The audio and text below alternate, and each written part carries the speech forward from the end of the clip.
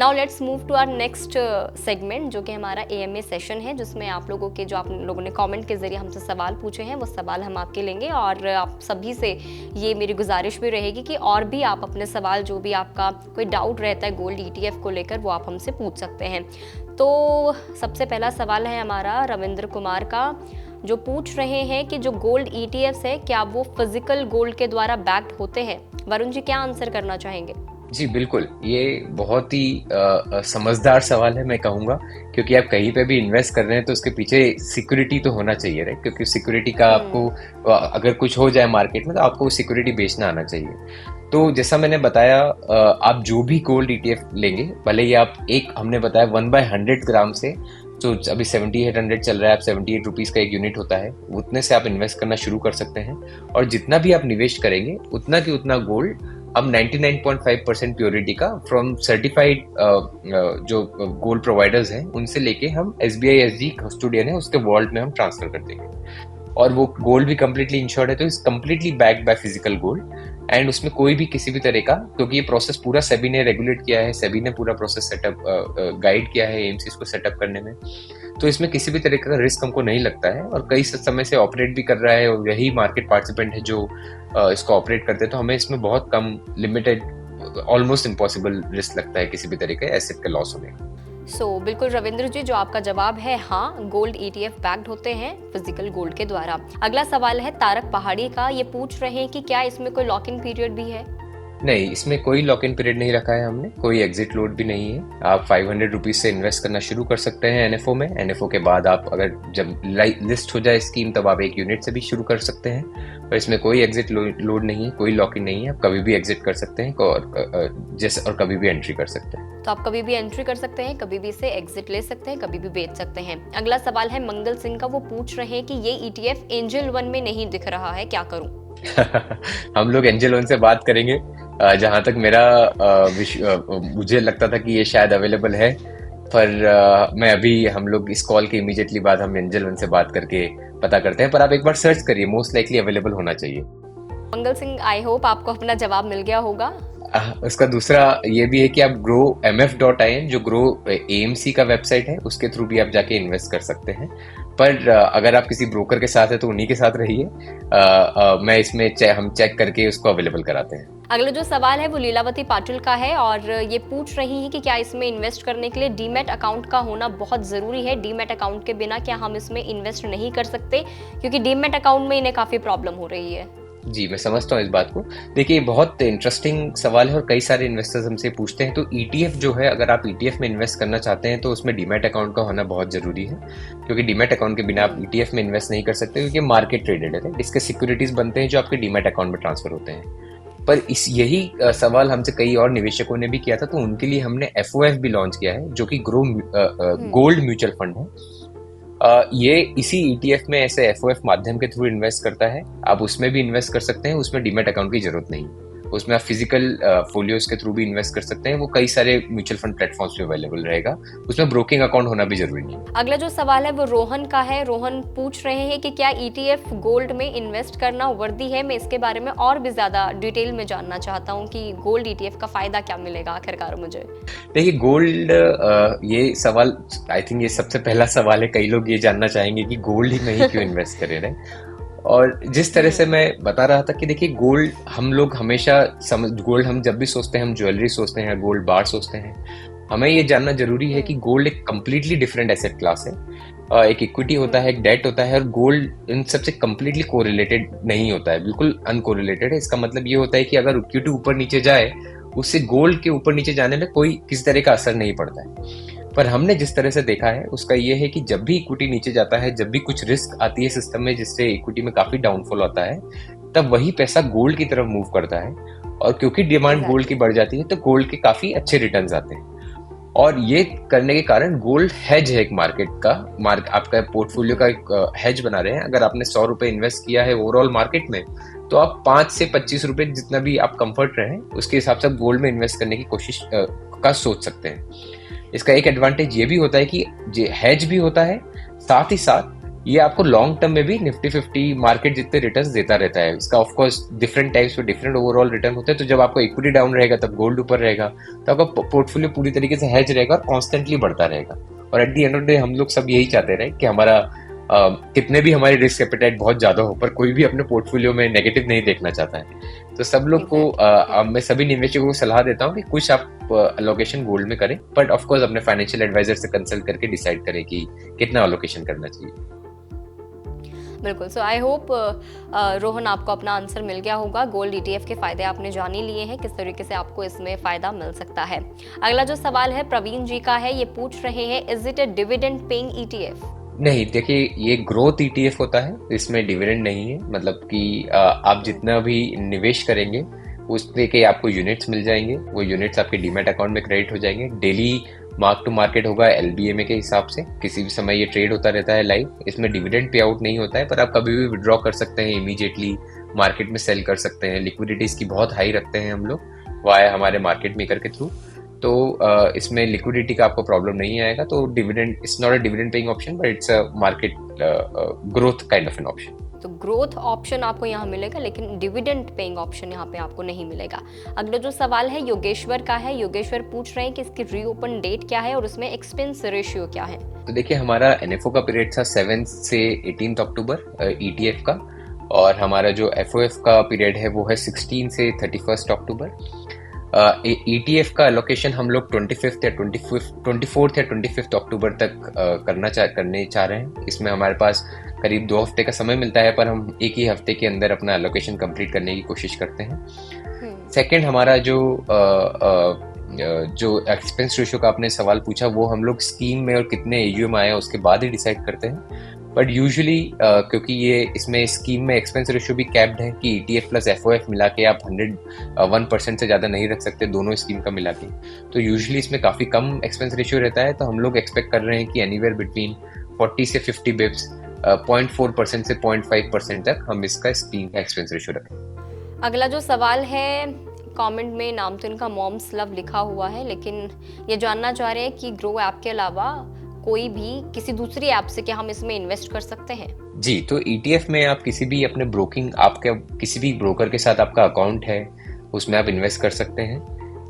FOF में जो हमारा गोल्ड म्यूचुअल फंड है उसमें आपका अगर म्यूचुअल फंड अकाउंट है किसी भी ऐप में, आपके फाइनेंशियल एडवाइजर के साथ किसी भी जो म्यूचुअल फंड सेल करते हैं, आप उनके थ्रू भी इसमें निवेश कर सकते हैं। जैसा मैं बता रहा था कि ईटीएफ में इन्वेस्ट करने के लिए आपका डीमैट अकाउंट होना जरूरी है। तो ईटीएफ में अगर आप करेंगे तो आपका ब्रोकिंग अकाउंट होना चाहिए किसी ब्रोकर के साथ, और एफओएफ में अगर आप करेंगे गोल्ड म्यूचुअल फंड में तो उसमें आपका म्यूचुअल फंड का एक्सेस होना चाहिए आपका किसी भी एडवाइजर के साथ या किसी भी प्लेटफॉर्म के साथ। अगला जो सवाल है वो ज्ञान का है। पूछ रहे हैं क्या इसमें जो टैक्स लगेगा वो STCG 20% के हिसाब से लगेगा या फिर एज पर टैक्स स्लैब लगेगा? Please confirm. देखिए अभी एक और चीज जो बहुत अच्छी हुई है गोल्ड में कि इसका taxation almost at par with equity हो गया है और काफी बेटर हो गया है पहले से। पहले क्या होता था कि लास्ट बजट के पहले कि आपको gold you have to hold for 36 months और उसके बाद 20% विद इंडेक्सेशन टैक्स लगता था।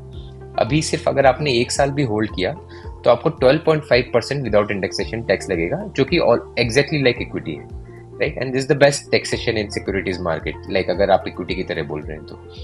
पर अगर आप 1 साल पहले बेचते हैं तो it gets added to your tax slab, your salary, and then you are charge as per your tax slab. आपका टैक्सेशन उस तरह से होता है। पर हम लोग यही रिकमेंड करते हैं कि अगर आप गोल्ड में इन्वेस्ट कर रहे हैं तो लॉन्ग टर्म के लिए करिए, एटलीस्ट 1 ईयर के लिए करिए, ताकि आप 12.5% टैक्सेशन का फायदा उठा सकें।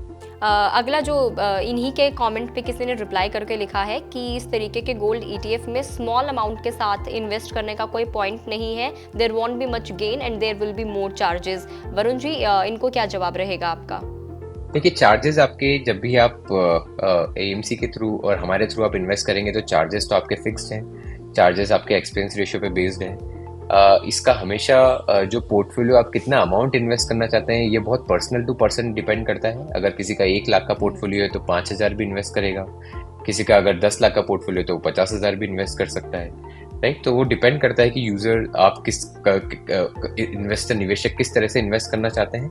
और सबसे इम्पोर्टेंट ये होता है कि आपका खुद का कंफर्ट। जैसे ये गोल्ड ETF कई लोगों के लिए नया प्रोडक्ट हो सकता है, तो आप थोड़ा अमाउंट, अगर आपके लिए नया प्रोडक्ट है, अगर आपको अभी समझ में नहीं आ रहा है अपने फाइनेंशियल एडवाइजर से डिस्कस करिए। अगर नहीं आपको तब भी दिक्कत आ रही है तो थोड़ा छोटा अमाउंट इन्वेस्ट करके देखिए, थोड़ा अपना कंफर्ट लेकर आइए और उसके बाद आप उसमें बड़ा अमाउंट इन्वेस्ट करने की सोच सकते हैं। अगला जो सवाल है CRFV का है, अगेन पूछा जा रहा है कि एक्सपेंस रेशियो क्या कुछ है इस ETF का। देखिए सेम आंसर कि एक्सपेंस रेशियो हम इसमें लिमिट है, आप expense ratio ETF plus FOF का मिला के, दो स्कीम का मिला के 1% से ऊपर नहीं रख सकते। तो और एनीवेज हम ETF का एक्सपेंस रेशियो जितना कम कर सके उतना कम रखने की कोशिश करते हैं, तो इधर हम 0.4% से 0.5% के बीच में रखने की कोशिश कर रहे हैं। 0.4 से 0.5% तक कोशिश की जाएगी रखने की। अगला जो सवाल है वो अनिल ताहिलियानी का है और ये पूछ रहे हैं कि ये वन टाइम इन्वेस्टमेंट है या फिर SIP है। देखिए ETF में आप हमेशा यूनिट्स में इन्वेस्ट करते हैं और एक बार जब मतलब आप वन टाइम इन्वेस्टमेंट करते हैं, जब म्यूचुअल फंड अभी FOF भी लाइव है उसमें आप SIP चालू कर सकते हैं, पर ETF में भी कई ब्रोकर्स आजकल ये फैसिलिटी अलाउ करने लग गए हैं। ग्रो में तो हम ग्रो ब्रोकिंग प्लेटफॉर्म पे तो फैसिलिटी अवेलेबल है कि आप ETF में भी SIP कर सकते हैं, पर वो NFO के बाद कर सकते हैं। अगर आपको NFO पीरियड में SIP करना है तो मैं सजेस्ट करूंगा कि ETF का जो FOF है, फंड ऑफ फंड्स, जो गोल्ड म्यूचुअल फंड है, उसमें आप इन्वेस्ट करें। अगला सवाल है निसार का, वो पूछ रहे हैं कि क्या हम इस ETF को बाद में फिजिकल गोल्ड में एक्सचेंज कर सकते हैं। देखिए ये फैसिलिटी अभी सेबी के थ्रू, रेगुलेटर्स के थ्रू अवेलेबल नहीं है। इसमें बस आपके ये गोल्ड का निवेश है, जिसमें आपके गोल्ड का जो रिटर्न्स आता है वो रिटर्न्स का आप फायदा उठा सकते हैं, पर आपको उसको फिजिकल गोल्ड में भी कन्वर्ट करने का प्रोविजन अभी अलाउड नहीं है। इसकी तरह हम काम कर रहे हैं क्योंकि कई इन्वेस्टर ने हमसे ये जानकारी मांगी है, तो हो सकता है फ्यूचर में ये आए, पर अभी तो ये प्रोविजन नहीं है। तो अभी इस तरीके से नहीं हो सकता है। अगला जो सवाल है वो हर्ष राज का है, पूछ रहे हैं कि मिनिमम अमाउंट क्या है इसमें इन्वेस्ट करने की। देखिए इसमें मिनिमम अमाउंट 500 रुपीज़ है ETF में। ये अभी 18 अक्टूबर तक ओपन है और FOF में भी आई थिंक सिमिलर अमाउंट ही है, 500 रुपीज़ है, उसमें भी आप इन्वेस्ट कर सकते हैं। वो NFO ओपन है 31 अक्टूबर तक। अगला सवाल राहुल मिश्रा का है, वो पूछ रहे हैं कि कौन से ऐसे फैक्टर्स हैं जो इन्वेस्टर को ध्यान में रखने चाहिए, कंसिडर करने चाहिए before choosing a gold ETF over physical gold. देखिए जैसा हमने समझाया, फिजिकल गोल्ड में कई तरीके के रिस्क हैं। सबसे पहला उसमें यही प्रॉब्लम है कि उसमें प्राइस पैरिटी नहीं है कहीं सिटी में, उसमें कई तरीके के चार्जेस आते हैं, GST रहता है, आपका मेकिंग चार्जेस भी आ सकते हैं, आपके स्टोरेज कॉस्ट रहता है, उसमें रिस्क, थेफ्ट का रिस्क रहता है। फिर आप सेल करने जाएंगे तो उसमें liquidity can be an issue, purity का आपको क्वेश्चन मार्क रहता है।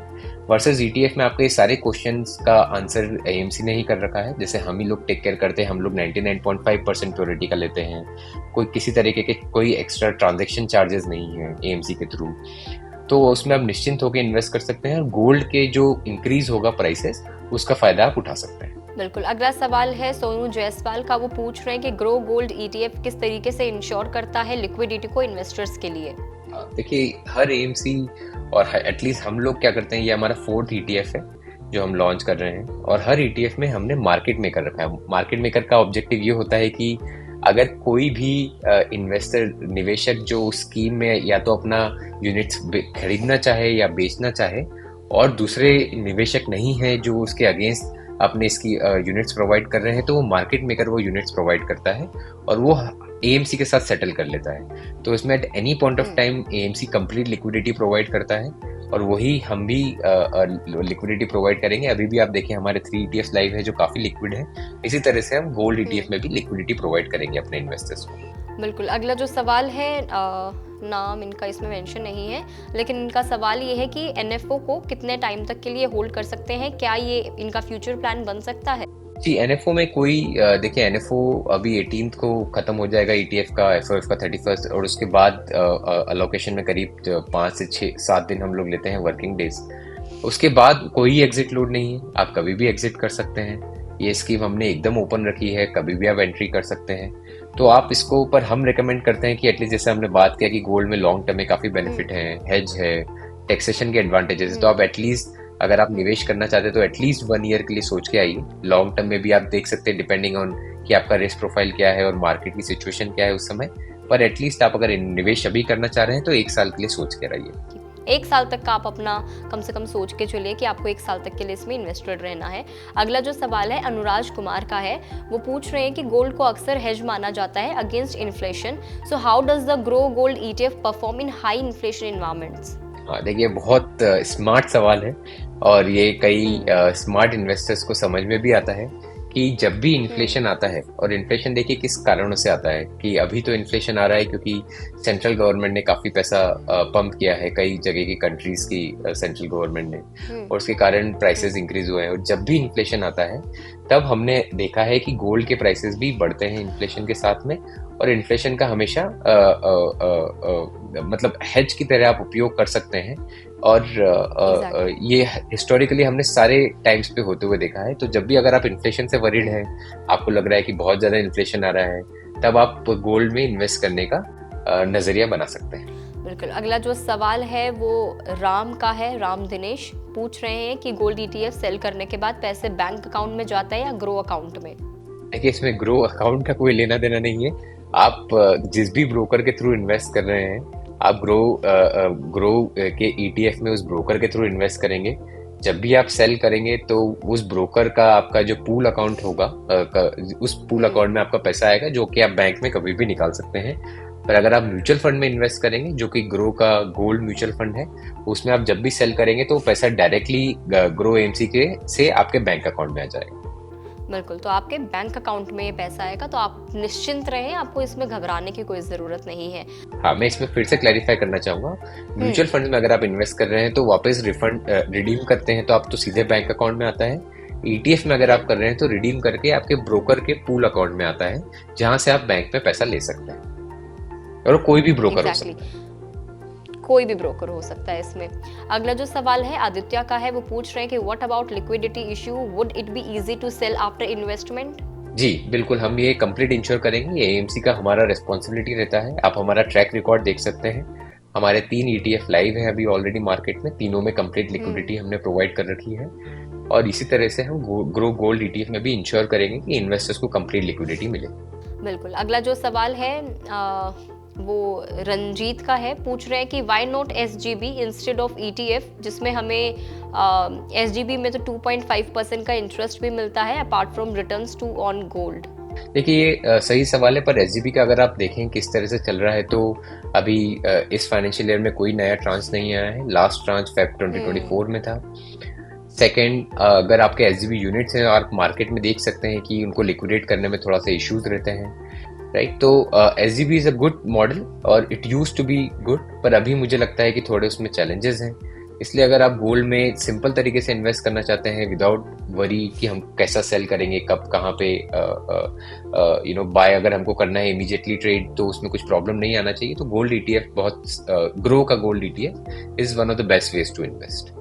बिल्कुल। अगला सवाल जो है वो दिव्या का है। पूछ रही है कि क्या हम गोल्ड ETF में किसी भी टाइम सेल और बाय कर सकते हैं, और NFO के बाद क्या एक बेस्ट टाइम रहेगा जब हम ग्रो गोल्ड में इन्वेस्ट कर पाएंगे? देखिए, NFO में आप इन्वेस्ट कर सकते हैं। NFO के बाद जब मार्केट में लिस्ट हो जाएगा प्रोडक्ट, ETF जब लाइव हो जाएगा एक्सचेंजेस पे, तब आप उसमें कभी भी एंट्री कर सकते हैं, कभी भी एग्जिट कर सकते हैं। ये कम्प्लीटली आपके ऊपर है, या आप जिस एडवाइजर से डिस्कस कर रहे हैं उनसे एडवाइस लेके आप कर सकते हैं। इसमें कोई भी आपको सलाह नहीं दे सकता है कि आपके लिए, मतलब मैं अभी नहीं बता सकता। ये बहुत पर्सन टू पर्सन डिपेंड करता है कि किसके लिए क्या राइट टाइम है। पर ये बहुत कुछ इस कंडीशन पे कि आपकी रिस्क एपिटाइट क्या है, आप क्या सोचते हैं कि मार्केट अभी किस लेवल पे है, क्या आप हेज करना चाहते हैं अपना पोर्टफोलियो, उसके हिसाब से आप गोल्ड ETF में इन्वेस्ट करने का अपना नजरिया बना सकते हैं।